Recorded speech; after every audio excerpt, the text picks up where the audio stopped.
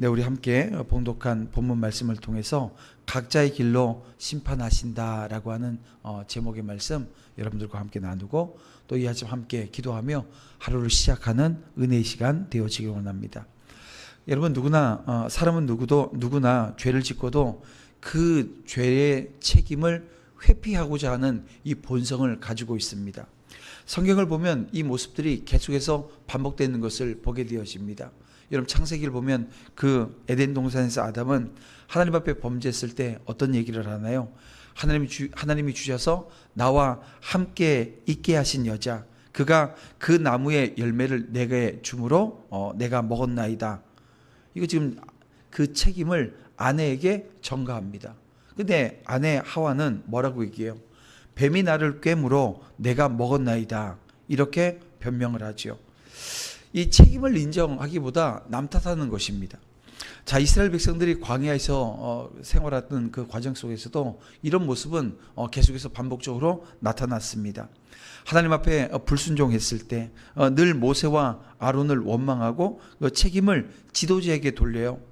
사울왕 역시 하나님의 명령대로 아말렉을 진멸하지 않았을 때 자기의 불순종을 시인하기보다 어떤 얘기를 합니까? 이 백성이 그 남은 것 중에 가장 좋은 것을 길갈에서 당신의 하나님 여호와께 제사하려고 끌고 왔다. 이렇게 백성들에게 그 책임을 전가하는 모습 보게 되어집니다. 여러분, 이처럼 인간의 죄성은 언제나 이 변명과 책임 전가로 드러났습니다. 자, 오늘 본문에 있는 이스라엘 백성도 똑같은 태도를 보였습니다. 이 바벨론 포로라고 하는 현실 앞에서 아버지가 신포도를 먹었으므로 아들의 이가 시다, 이런 속담을 퍼뜨렸다는 거예요.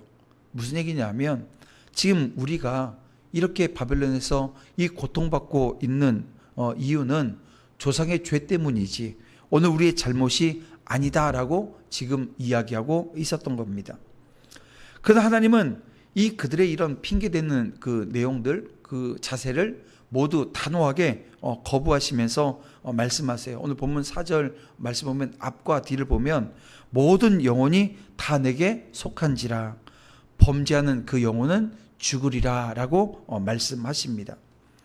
하나님은 이 말씀을 통해서 각 사람은 하나님 앞에서 독립적 인격체라고 하는 것을 오늘 우리에게 분명히 하십니다. 부모의 죄 때문에 이 자녀가 심판받지도 않고 자녀의 의 때문에 부모가 구원받는 것도 아니라는 거예요. 이 각자의 길로 심판하신다라고 하는 것은 이 하나님의 공의를 드러내는 원리입니다. 그래서 오늘 우리에게 주시는 이 교훈은 여러분 분명해요. 신앙은 되물림되는 전통이 아니라는 거예요. 내가 하나님 앞에서 어떤 태도로 서 있는가에 따라서 결정된다는 것입니다. 남의 탓을 하기보다 내 죄를 책임지고 회개하며 하나님 앞에서 바로 서는 것, 여러분 이것이 하나님의 공의를 따라 살아가는 이 성도의 길인 겁니다. 성도 여러분, 혹시 지금 내 삶의 무너짐을 부모 탓이나 환경 탓이나 시대 탓으로 돌리고 있지 않습니까? 그래서 지금 우리가 살고 있는 시대 헬조선이라고 얘기를 하고 흑수저라고 얘기하고 이거요 온당한 태도나 모습은 아닌 겁니다. 그래서 오늘 말씀은 오늘 저와 여러분을 깨웁니다. 너는 누구의 탓을 하고 있느냐고 물으시는 거예요. 또 하나님 앞에서 스스로의 삶을 책임지고 서 있느냐고, 그러면서 서 있으라고 오늘 우리에게 말씀해 주십니다. 자, 오늘 본문을 그래서 이렇게 함께 좀 살펴봤으면 좋겠는데요. 자, 앞에서 말씀드렸듯이 이스라엘 백성들은 이 포로의 고통을 이 조상의 죄 때문이라고 책임을 전가했습니다. 그러나 하나님은 그 생각을 깨뜨리시고 이 세상의 새로운 원리를 선포하십니다. 바로 각 영혼은 하나님 앞에서 이 독립적인 존재라고 하는 사실입니다.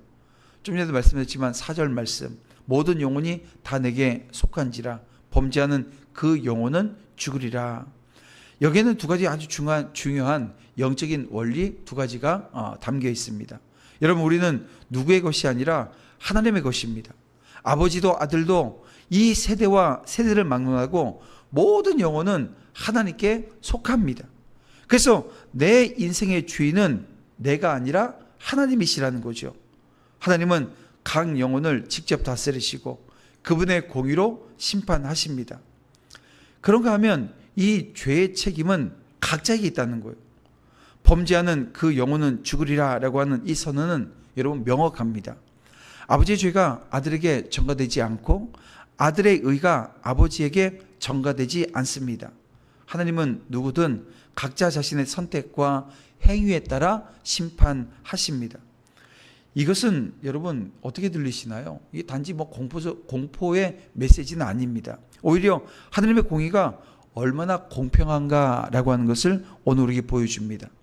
아무도 남의 죄 때문에 억울하게 심판받지 않고 또 아무도 남의 의로 자동적으로 구원받는 것도 아닙니다. 하나님은 각 사람을 이 독립된 인격체로 존중하시고 그리고 공정하게 다루신다는 거예요. 여러분, 그래서 오늘 이 말씀은 오늘 우리 신앙에도 똑같이 적용됩니다. 부모의 신앙이 자녀에게 이 자동으로 전가되지 않습니다. 교회 전통과 이 공동체의 믿음이 곧 나의 믿음이 되는 게 아니란 얘기예요. 결국 하나님 앞에 설 때는 나 자신으로 서야 하는 거죠. 그러기 위해서 하나님의 공의 앞에 오늘 우리는 정직하게 서야 합니다. 그리고 매일의 삶에 회개가 있어야 되고 또 순종의 모습이 있어야 되는 거예요. 그래서 오늘 이 아침에도 이를 위해서 우리는 기도하게 되는 겁니다. 자, 이 하나님은 원리만 말씀하지 않으시고요. 그 원리를 삶 속에서 어떻게 적용되는지 세 가지 예를 들어서 말씀하십니다. 그 사람이 의로워서 이 정의와 공의를 따라 행하면 그 사람은 반드시 살리라. 오늘 9절에서 이런 말씀을 주세요. 자, 의인은 하나님과의 관계에서 우상을 거부합니다. 또 이웃과의 관계에선 이 정의와 이 사랑을 실천하는 사람입니다. 그 우상 숭배를 멀리하고 가난하고 연약한 자들을 억압하지 않고 돌봐요. 그리고 불의한 이익을 취하지 않습니다. 율례와 규례를 따라서 순종하는 삶을 살고요. 그 사람은 하나님께서 반드시 살리라 이렇게 말씀을 주십니다. 여러분, 이것이 뭡니까? 의인의 열매인 겁니다. 그러나 의인의 아들이라고 해서 그럼 자동적으로 의롭지 않습니까? 폭력과 탐욕, 우상숭배, 불의를 행하면 그는 그 죄로 죽으리라 이렇게 말씀하고 있습니다. 하나님은 혈통을 보지 않으시고 각자가 걸어가는 길을 보신다는 거예요.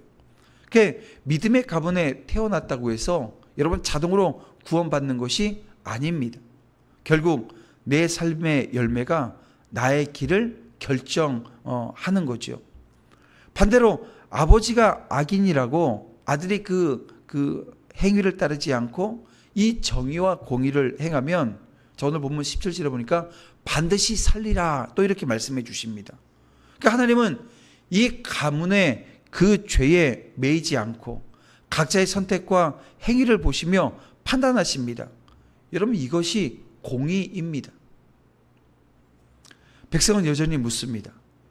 19절 말씀 보니까 아들이 어찌 아버지 죄를 담당하지 아니하겠느냐고 물어요. 근데 하나님은 분명히 대답하십니다. 20절을 보니까 범죄하는 그 영혼은 죽을지라. 의인의 공의도 자기에게 돌아가고 악인의 악도 자기에게 돌아간다고 말씀하시는 거예요. 여러분, 하나님의 심판은 언제나 공정해요. 남의 의로 구원받을 수 없다는 것, 남의 죄로 심판받지도 않는다는 겁니다. 모든 것은 각자의 길에 따라 하나님께서 이 공의로 보응하십니다. 사랑하는 성도 여러분, 오늘 이 말씀은 그래서 오늘 우리에게 큰 깨달음을, 큰 교훈을 줍니다. 부모의 신앙에 기대지 말고 내 믿음으로 하나님 앞에 서야 된다는 거예요. 여러분, 가정의 실패와 환경을 탓하지 말고 오직 내가 어떤 선택을 하며 샀는지 점검해야 된다는 것입니다. 하나님 지금도 내 삶의 열매를 보시고 그 열매대로 심판하시고 생명을 주세요. 예수님께서 마태복음 7장 16절에 뭐라고 말씀하십니까? 그들의 열매로 그들을 알리라 이런 말씀을 하셨어요. 여러분, 참된 믿음은 반드시 이 삶의 열매로 드러나게 되어집니다. 그래서 우리는 누구의 탓도 하지 않고 내 삶의 책임을 지고 주님 앞에서는 그 신앙을 우리가 살아내는 것, 이게 얼마나 중요한지 모릅니다. 말씀을 맺어볼게요. 죄를 조상 탓이나 환경 탓으로 돌리지 말고 나의 죄를 하나님 앞에 회개해야 합니다. 부모의 신앙에 의존하지 말고 내 믿음을 바로 세워야 합니다. 의인의 길은 생명으로, 악인의 길은 죽음으로 이어지기 때문에 그렇습니다. 하나님의 공의는 엄격하지만 동시에 여기 보면 이 하나님의 공의는 은혜를 얘기하고 있는 것 아닙니까? 그러니까 은혜로운 길을 열어주시는 거예요. 그 길은 예수 그리스도 안에서 완성되었습니다. 예수님께서 오늘 우리의 죄를 대신 지셨기에 이제 우리는 믿음으로 의롭다 함을 얻는 길이 열린 거예요. 그래서 오늘 우리는 이 각자의 길에서 다른 게 아닙니다. 하나님을 의지하는 겁니다. 그리고 공의와 정의를 따라 살아가는 겁니다. 그래서 오늘은 하루를 시작하면서 내 삶의 자리를 돌아보고 그리고 어떤 실천이 있어야 되는지 또 하나님께서 먼저 깨닫게 해주셔야 되거든요. 내 죄에 대한 모습이 내 삶의 자리에 대한 것이 어떤 것인가를 깨닫게 하셔서 믿음의 한 걸음을 내어디딜 수 있는 그 은혜의 자리에 서기를 원하고 오늘 우리 자녀들을 위해서 우리는 기도해야 합니다. 오늘 주신 말씀이 오늘 자녀들을 깨닫게 하셔서 그 자녀들 믿음의 한 걸음을 같이 내어딛는 자리에 서게 해달라고 함께 기도하며 나아가는 아침 시간 되어지길 원합니다. 자, 이렇게 주신 하나님의 말씀 붙들고 이 아침 함께 기도하길 원합니다. 기도할 때 하나님 앞에서 남을 탓하지 않고 내 죄를 회개하는 성도 되게 해달라고, 이 부모의 신앙이 아니라 내 믿음으로 하나님께 바로 서게 해달라고, 또 하나님의 공의 앞에서 각자의 길을 책임지고 정의와 공의를 따라 살아가는 은혜 허락해 달라고 이 시간 주여 한번 부르면서 정말 간절한 마음으로 함께 기도하며 나아가겠습니다. 다 같이 기도합니다.